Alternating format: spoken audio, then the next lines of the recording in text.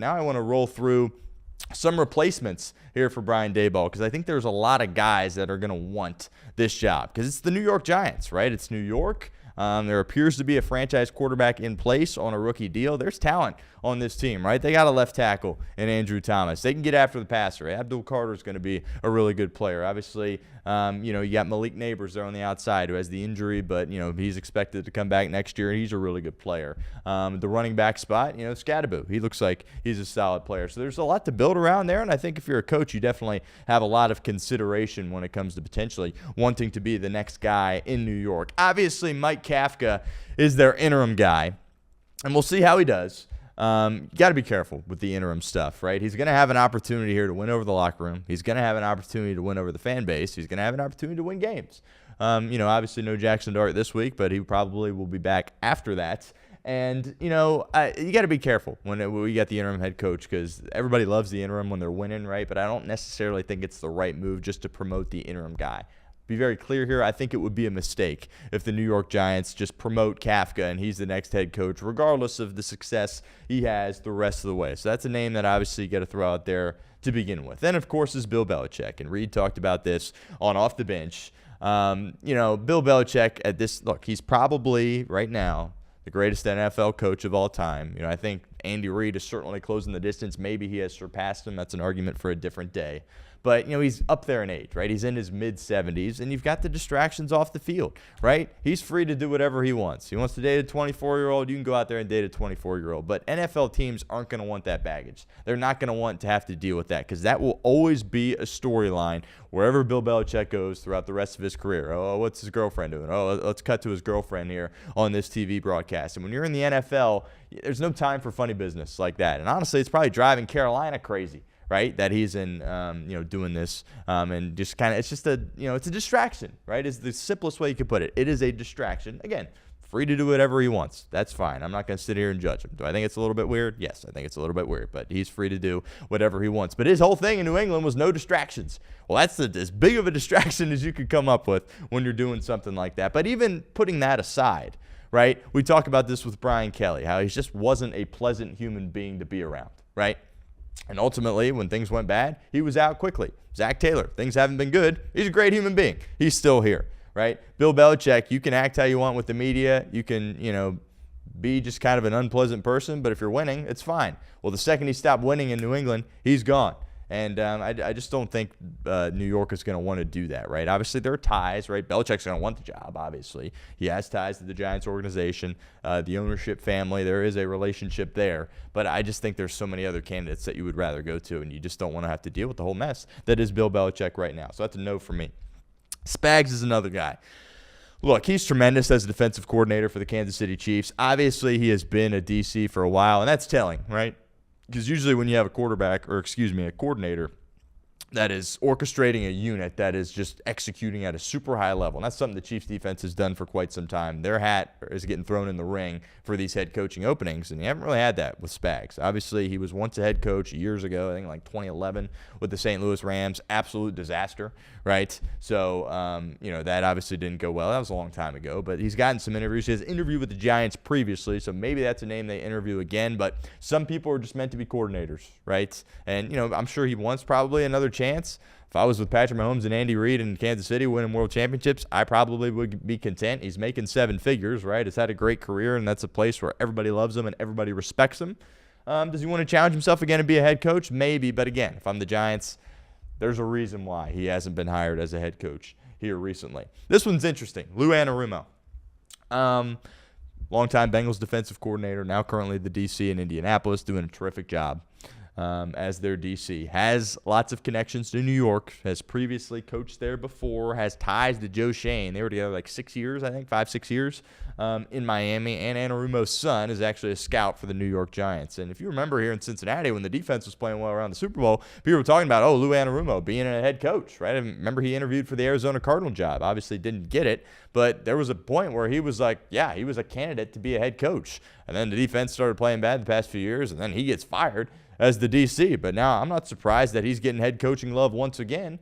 after his unit is performing the way they are in Indianapolis, right? Because clearly he was a scapegoat here in Cincinnati. Clearly he can coach, and I think teams are starting to see that, right? And honestly, if I'm another team and I see what he did, leaving Cincinnati, getting fired, going to Indianapolis, I go, I like this guy. So I think Lou Anarumo could be a guy to keep an eye on. The argument is, well, Jackson Dart, you want to bring in an offensive guy. Well, you had an offensive guy. You had an offensive guru that you just fired. So I think, Joe Shane's vision is definitely something that needs to be considered, because I don't know. Are they going to bring in a defensive guy, or are they going to bring in an offensive guy? Antonio Pierce obviously won a world title there. He's beloved in New York.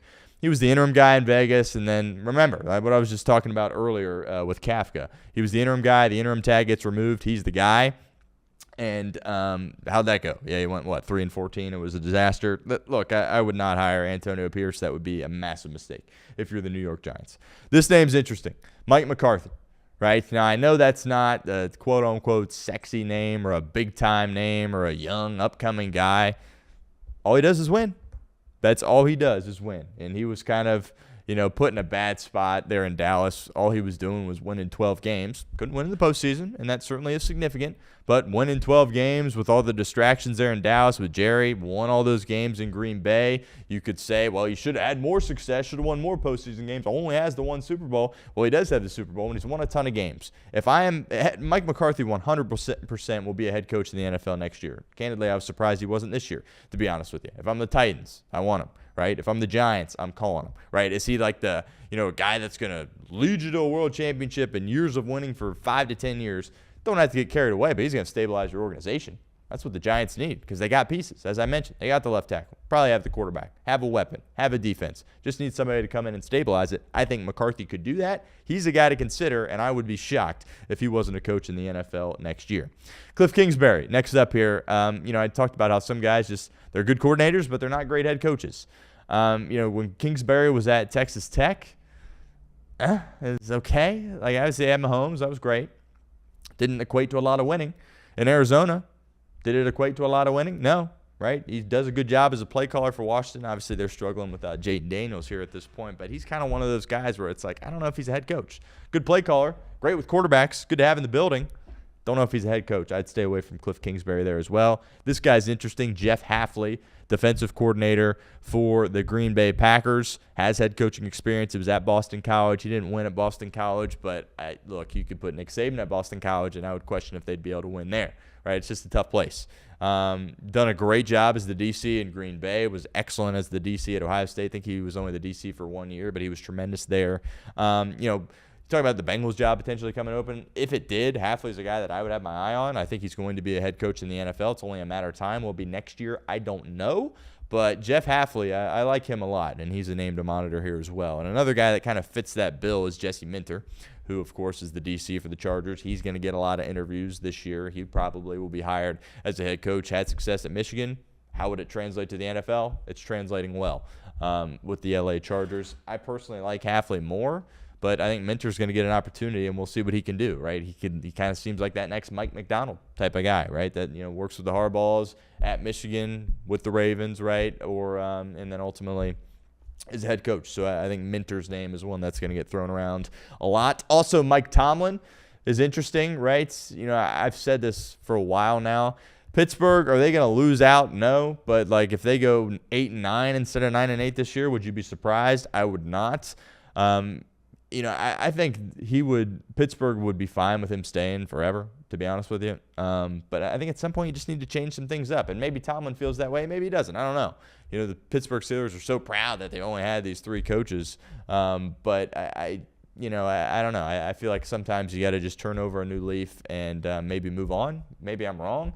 Again, I wouldn't fire him if I'm Pittsburgh, but I sit down with him and say, you sure you want to stay here? Like, we're open to go in a different direction if you are, kind of hash it out that way. But if he's available, I mean, holy heck, that would be a great fit in New York, because you need somebody that can handle that media.